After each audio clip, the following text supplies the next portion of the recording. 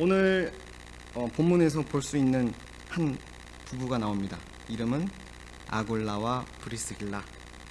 이 아골라와 브리스길라는 제가 좀 연구를 해보니 아골라는 유대인 사람이 맞고 브리스길라는 로마 사람으로 연구를 해보니 나오더라고요. 이 브리스길라는 로마인들 중에서도 좀 귀족 집안이었다고 합니다.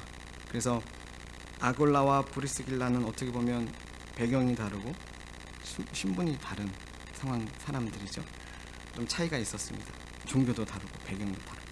그러나 이제 둘은 부부로서 복음을 들었고 살다가 오늘 사도행전 말씀처럼 고린도로 오게 된 상황입니다. 왜 고린도에 오게 됐는지 먼저 보자면 이들은 로마에서 쫓겨난 상황입니다. 글라우디오라고 하는 황제가 유대인들을 일방적으로 추방을 시켰습니다. 특별히 그 안에 그리스도인들이 많았는데 그 그리스도인들은 자신의 재산과 자신의 집과 이 많은 것들을 놓고 그저 떠나왔어야만 했습니다. 그렇게 고린도라는 지역에 왔는데 이 고린도 지역에서 사도 바울을 만나게 됩니다. 사도 바울은 바로 17, 16장 읽어가다 보면 아덴에서 사역을 하다가 지금 고린도로 내려온 상황입니다.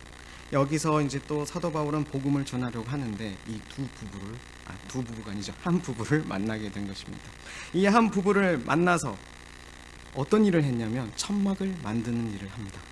사실 유대인들은 어려서부터 어떤 교육을 받냐면 너가 굶어 죽지 않도록 한 가지 생계를 이어갈 일을 하게끔 하는데 그게 바로 천막을 만드는 일이었고 특히 바울도 또 브리스길라와 아굴라도 이 전부터 이 천막을 만드는 일을 해온 것으로 보입니다. 이 천막은 당시 로마 군인들에게 잘 팔리는 것이었고 특별히 고린도 같은 경우에서는 그 올림피아 같은 제전, 축제 같은 게 일어나는데 경기 같은 운동, 스포츠 같은 경기 같은 것들이 일어나는 2년에 한 번씩 그때 귀족들은 천막을 멀리서 여행을 왔을 때 천막을 집에서 가져오는 것이 아니라 그 지역에서 샀다고 합니다. 그래서 이 천막 사업은 잘 되었을 것으로 예상이 됩니다.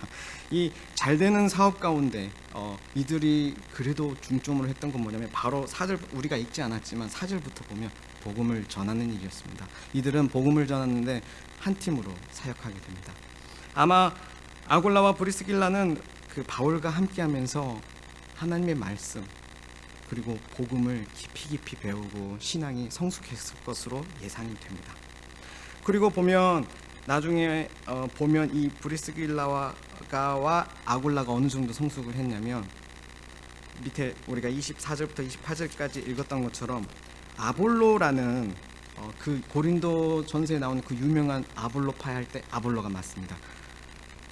유명한 변증가, 구약에 능통한 그런 사람을 연설을 듣고 나서 이 아굴라와 브리스길라가 데려다가 아직 요한의 세례밖에 모르는 겁니다. 아직 구약에 그리고 지금 이 시대 예수님과 그 성령님의 오심을 모르는 상황이라서 데려와서 가르치게 된 것이죠. 이 아볼로가 이 가르침을 받고 아볼로도 굉장한 그 복음을 전도자가 됩니다. 바울의 또 다른 어떤 충직한 복음 전파자 동료가 되는 것이죠. 그래서 보면 28절 보면 그리고 27절과 28절을 보면 이 아볼로가 이 부부의 영향을 받고 성숙해져서 말씀을 전해서 많은 믿는 자들에게 많은 유익을 준다라고 얘기를 합니다. 28절도 보면 이제 그는 예수는 그리스도라고 증언하여 공중 앞에서 힘있게 유대인의 말을 유대인 출신이었거든요. 유대인의 그 구약만 얘기하는 그리스도가 아직 오지 않았던 그 유대인들에게 아니다, 그리스도가 오셨다, 그분은 바로 예수님이시다, 그리고 성령님이 우리와 함께 하신다라고 전파를 했던 것이죠. 놀라운 역사입니다. 근데 이 아굴라와 브리스길라는 실은 말입니다. 우리 요새 현대 세상으로 치면 지금 순탄한 결혼 생활을 하고 있지 않았습니다. 생각해 보십시오. 로마에서 쫓겨나서 고린도라는 지역에 자리를 잡아야만 했습니다. 그런데 고린도에 와 보니 여러분이 이미 알고 있다시피 고린도에는 올바르지 않는 결혼 생활 그리고 태폐한 성문화가 아주 만연한 도시였죠. 그런데 이들은 이 아굴라와 브리스가 이름이 어렵네요. 브리스길라는 사도 바울을 만나서 복음 안에서 신앙이 잘 자라게 되는 어떤 보호함을 잊게 됩니다. 분명 자신의 재산을 다 잃고 자신의 사는 터전을 떠났는데 그 부부 안에 갈등이 없었을까요? 또 이 살고 있는 문화가 이방 신은 물론이거니와 그 남녀 간에 또 부부 안에 그 성에 대해서 너무 개방적이고 또 비도덕적인 게 당연시되는 그 문화 속에서 그들은 부부로서 한 팀으로서 잘 지켜나가게 됩니다. 이 부부들이 어느 정도까지 성장을 하게 되냐면 우리가 읽진 않았지만 이 가운데 우리 안 읽은 가운데 단락을 보면 나중에 사도 바울이 이동을 합니다. 잠깐만요. 그 말씀 제가 찾아보겠습니다. 사도 바울이 또 고린도에서 전도 복음 전파 사역을 다 마치고 나서 11 어디까지 가게 되냐면 죄송합니다. 어디죠? 찾아주십시오. 18절을 가면 바울이 수리아로 떠나게 되는데 그때 함께 아굴라와 브리스길라도 같이 가게 됩니다. 곧 이 사도 바울의 이 복음 전파 여행에 함께 하게 됩니다. 한 팀으로. 사실 1년 6개월 고린도에서 머물렀으면 어느 정도 또 사업의 기반을 닦였을 때입니다. 어떻게 보면 한창 잘 닦고 제대로 한번 벌어보자 이때가 됐을 수도 있겠지요. 근데 복음 전파 사역을 위해서 바울과 함께하는 이 부부를 볼 수 있습니다. 로마서 16장 제가 찾아서 읽어드리겠습니다. 로마서 16장 3절에 보면 이 부부를 어떻게 평가하냐면 제가 한번 찾아보겠습니다. 로마서 16장 3절 4절을 제가 읽어드리겠습니다. 너희는 그리스도 예수 안에서 나의 동역자들인 브리스가와 아굴라에게 문안하라. 그렇다는 말은 로마서잖아요. 이들은 지금 로마에 가 있는 겁니다. 이 부부는 이제 로마에 가서 다시 정착을 하게 된 것이죠. 그리고 4절 말씀, 그들은 내 목숨을 위하여 자기들의 목까지도 내놓았나니 나뿐 아니라 이방인의 모든 교회도 그들에게 감사하느니라 라고 말씀하고 있습니다. 굉장한 칭찬입니다. 그리고 모든 교회, 어떤 교회들일까요? 이들이 전파했던, 복음을 전파했던, 예수 그리스도를 전했던, 그리고 나서 세워진 교회들이 이들에게, 그리고 이들이 함께 바울과 돌아다니며 사역했던 그 교회들이, 모든 교회들이 감사한다라고 표현하는 것입니다. 굉장한 칭찬입니다. 성경에 이 부부의 이름이 6번이나 나오게 되는데 이 부부가 고린도에서 바울을 만나 성장했던 그 환경은 좋은 환경이 아니었다는 걸 다시 한번 언급드리고 싶습니다. 정말 부부 생활, 결혼 생활이 쉽지 않았을 것입니다. 그런데 복음 안에서 이들은 정말 슬프거나 아프거나 고난당하거나 힘들 때도 복음 안에서 한 연합을 이루었던 것입니다. 그리고 이 세상에서 우리가 살면서 그 어떤 것도 채울 수 없는, 정말 하나님을 섬기면서 우리가 얻을 수 있는 그 만족을 이들은 누렸던 것입니다. 그래서 그 하나님을 섬기는 그 만족을 쫓아 어떤 상황이든지, 사업이 어느 정도 일으켜졌음에도 또 바울을 따라 옮겨져서 복음 전하는 일에 매진할 수 있었던 것이죠. 정말 그들은 장막 만드는 일을 했지만 이 땅의 장막집에 관심을 두지 않았습니다. 이 땅의 것에 눈을 두지 않았습니다. 하늘에 계신 우리 아버지의 집, 천성, 하나님 아버지의 집을 사모하며 그렇게 복음을 붙들고 나갔던 것입니다. 이 로마서 16장 제가 잠깐 읽었었는데요.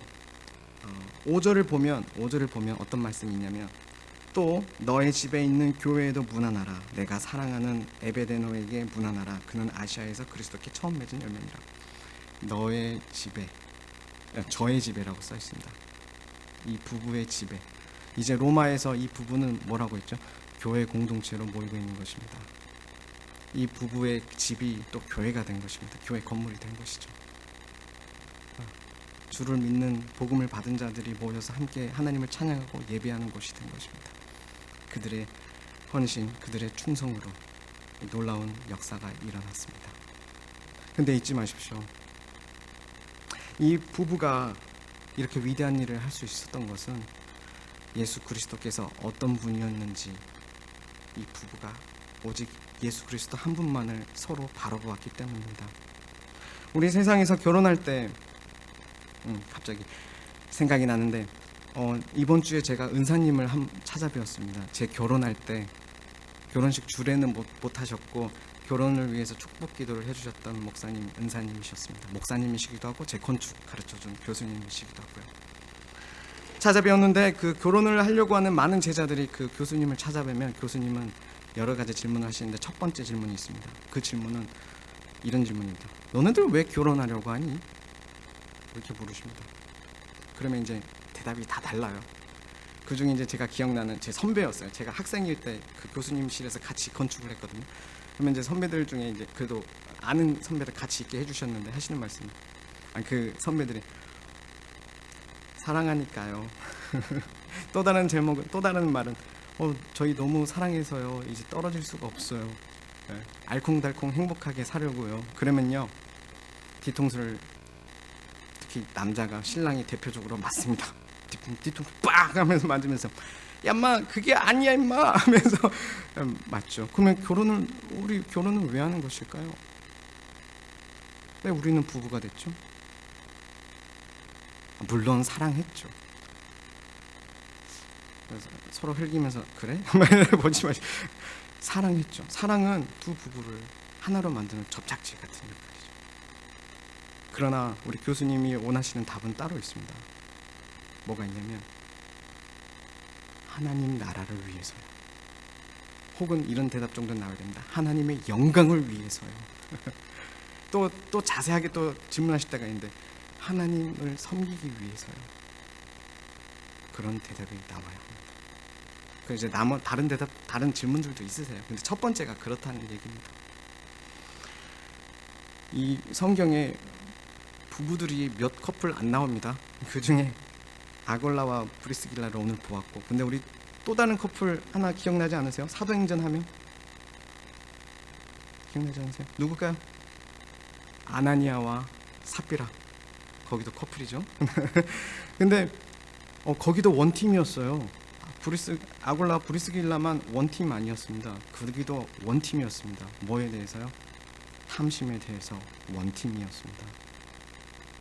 또한 하나님과 재물, 경제권에 대한 두 가지 마음을 내 아내도 두 마음 품고 남편도 두 마음을 품은 부분에 있어서 한 마음이었던 거죠. 어떻게 보면 그 둘은. 우리가 그렇게 닮으면 안 되겠습니다. 네. 아골라와 브리스길라처럼 오직 그리스도 안에서 남편을 바라보고 오직 그리스도 안에서 내 아내를 바라봐 줄 때, 그럴 때 우리는 진정한 한 몸 연합을 이룰 것입니다. 그리고 하나님을 섬기는 일에 우리는 기쁘게 한 방향으로 갈 수 있을 것입니다. 우리 자녀들, 우리 청소년들, 요새 세상들은 결혼에는 반드시 행복 패러다임이 적용됩니다. 결혼 행복하려고 하는 것이지 다른 것이 없어요. 물론 그 행복 패러다임엔 여러 가지가 들어갑니다. 예를 들어 이 사람과 결혼하면 내 커리어를 더 이어갈 수 있어.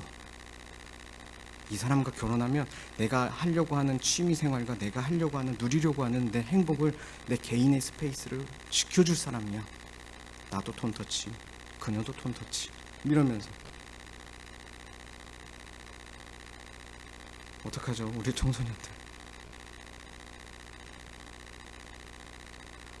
하지만 저는 믿습니다. 우리 나주혁신 장로교회에 아주 건강한 남편과 아내들이 있고 그리스도를 바라보며 진정한 한 몸, 한 연합을 이루어 하나님을 섬기는 모습, 하나님을 예배하고 하나님을 위해 일하는 것이 참 만족이요 기쁨이라는 것을 보여줄 우리 장년부가 있다는 것을, 그리고 오늘 아침도 이를 위해 기도하려고 합니다. 오늘 우리 교회와 우리 가정을 위해서 이 시간 또 기도하며 나아가기를 원합니다. 이 시간 우리 잠시 기도하겠습니다.